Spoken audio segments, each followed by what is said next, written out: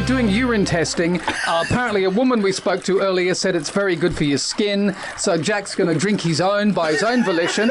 Yeah, and then going to drink it. So he's going to wee into a cup in your studio. You're not. I told you.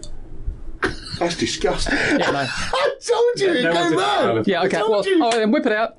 I don't even want to look at it. No, you don't have to. Oh, no, it's not. He is, yeah, going to have to. We have to test that it's real. Yeah.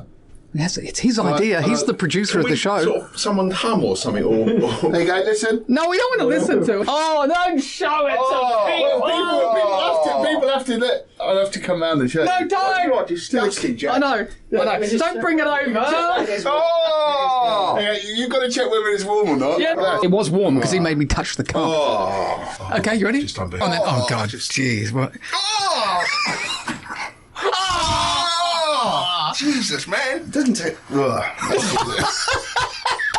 It doesn't taste that nice. Graham, you try it. No, thank Come on, you. Dee. No, this maybe good for you. Yeah. What does it taste of? Piss. Well done. Let's hear it for Jack. Cheers. Let's all go and throw up now.